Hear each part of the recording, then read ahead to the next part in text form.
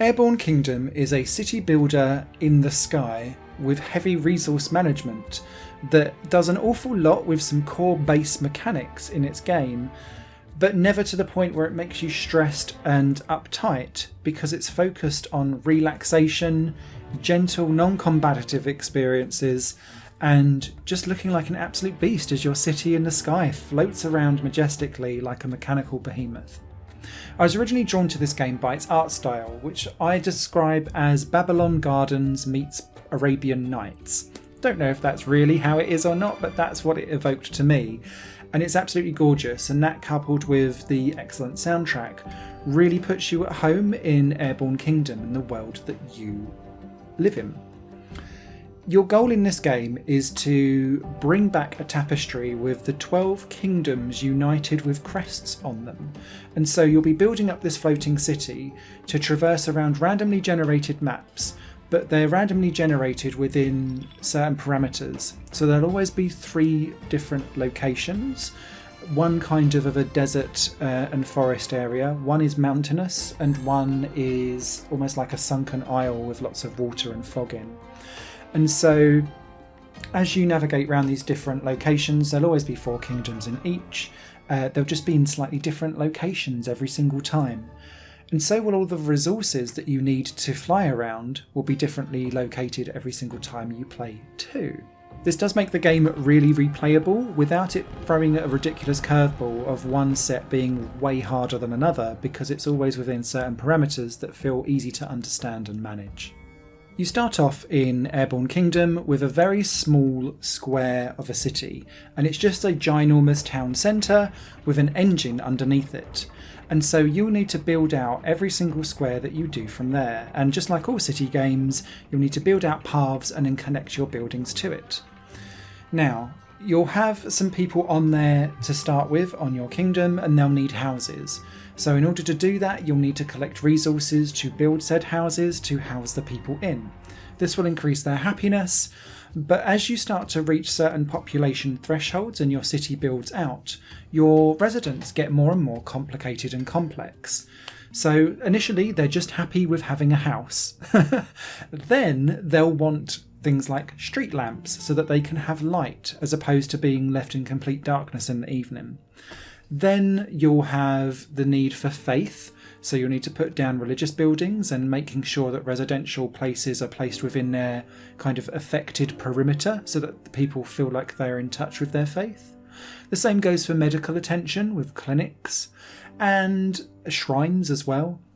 Then you'll have, on the very last, towards the end of the game, an entertainment factor as well.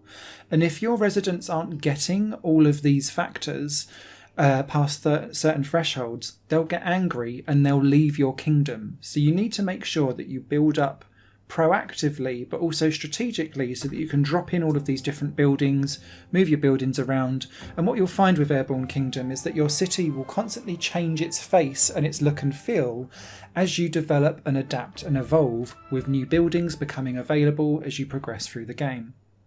Progressing through the game will be you flying, searching the map for these 12 different kingdoms. And as you do that, you'll be flying along and needing to keep your city in the sky. You do this with your resources. So the most important one straight off the bat is coal, because coal keeps your engines going. And if you run out of coal, your city will fall from the sky and it's the end of the game. Wah wah. Water and food are the next big and most important ones because they keep your inhabitants alive. Very handy to have. And you can have storage facilities for water and food as well. And I recommend those as well. All of the buildings on your ship are upgradable, and you'll do that via an academy building, and you can have multiple of them to speed up the effects of all of your research as you go through the game. And indeed, you are free to build as many of each thing as you want, but your city must meet certain parameters. The first thing is tilt. Tilt is basically if you build your city lopsided. So if you build too much to the left or right, or to the front or back, the weight of those buildings will start to tip your ship over, and that makes everyone very unhappy. And as soon as you start to have more than a 3 or 4 tilt in one direction, your citizens get peed. So you need to make sure that as you build stuff out or move things around, that it's vaguely symmetrical. Otherwise, you're going to run into problems. And one of the other things that kind of really switches the tilt factor is the secondary element of your city called lift.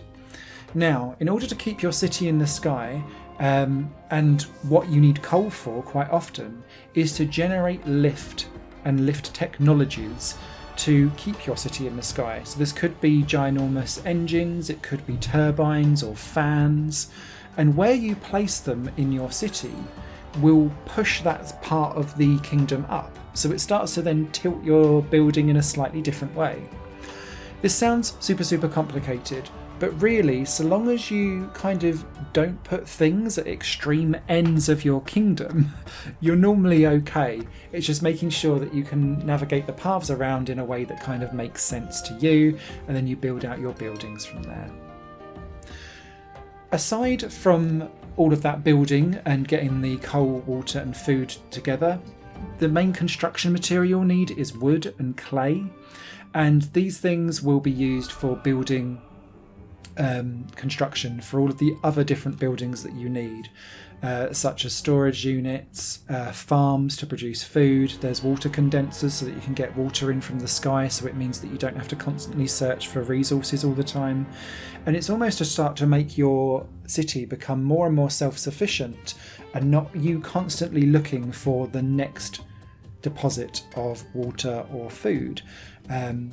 And the reason why you're doing all of that is because one of the buildings that you've got is called a hangar, and as you fly around the world from kingdom to kingdom or in search for treasure, you can then send out your planes from the hangar to go and collect these resources and bring them up to you. It looks cool, it looks majestic, it works really well, and again you can have multiple hangars so you can really go nuts on the resources. But again, you'll need enough storage so that you can then store everything, which requires more lift so that you can then keep all of this stuff everywhere, and then you'll need more workers, which requires more people. And this is what I mean around Airborne Kingdom being really well balanced, because one thing and you going for one thing will have a knock-on effect for everything that you do, but it's balanced in a way that makes proper sense, so you can't overly gamify it, if that makes sense. Sometimes with city builders, they're like, oh, well, if you just go absolutely nuts on this resource, then you'll be perfectly fine.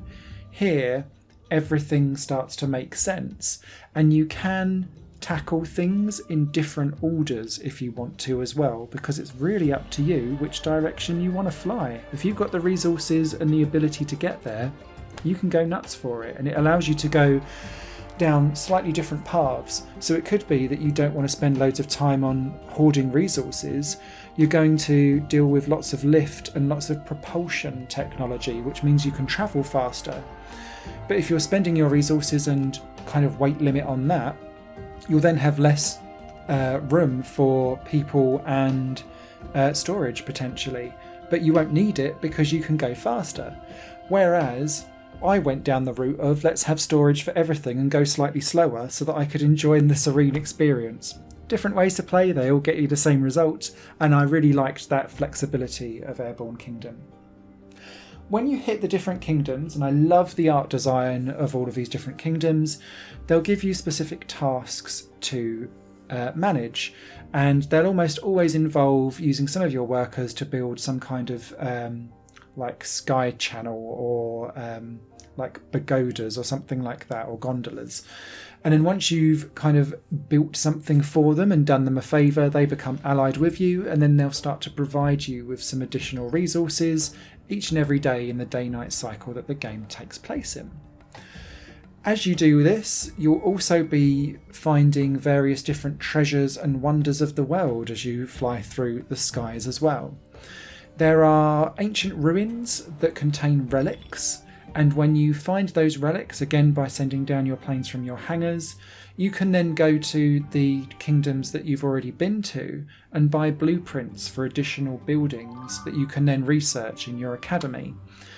These kind of skill trees all combine quite nicely too. So sometimes you'll need, say, the blueprints for a street lamp and a minaret, which provide light and faith separately. And once you've got those two together and you've research them, that then unveils a totally new building called Shrine, which merges the two together. And so it's really good to kind of go exploring, research everything as you go, and just keep on exploring more. There's not tons and tons of buildings, and that's what I say around Airborne Kingdom doing an awful lot with just a few core mechanics, because they all interlock together and it's a nice, tightly focused experience that it gives you. There are a couple of other things that you can do as side quests, notably collecting different colour palettes from luminescent ponds and forges, so that you can then start to customise your city in colour schemes. And there's also Wonders of the Worlds that you can collect. There are 3 types, and you've got to find 3 of each of them in the world.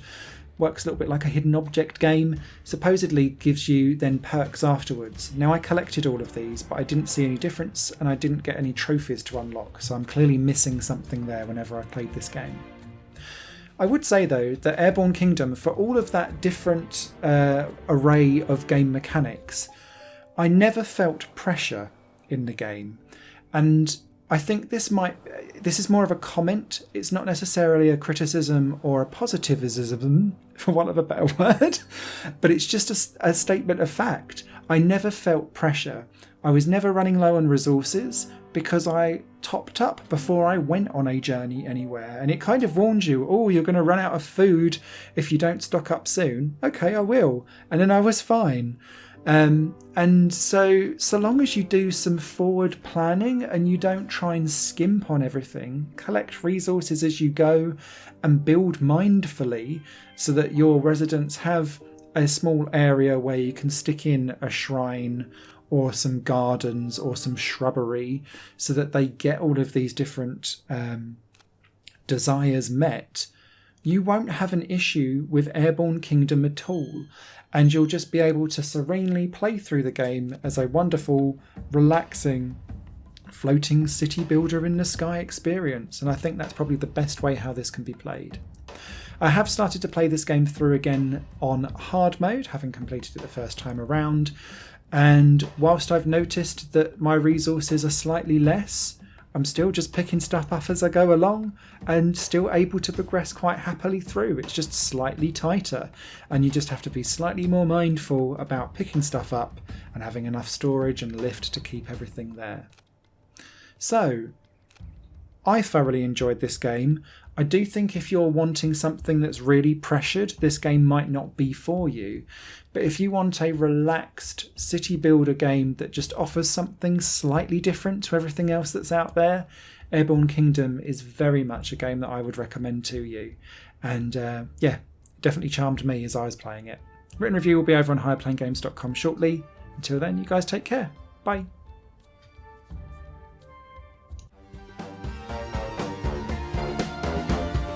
Higher Plane Games is part of the Higher Plane Network, a completely independent media outlet supported by people like you. The goal is to create the best possible content that cultivates a richer indie scene for games as well as music and entertainment. To find out more and to get involved, visit patreon.com/Higher Network. Your support makes all the difference, and in return you'll gain access to bonus content and downloads. Thank you for watching.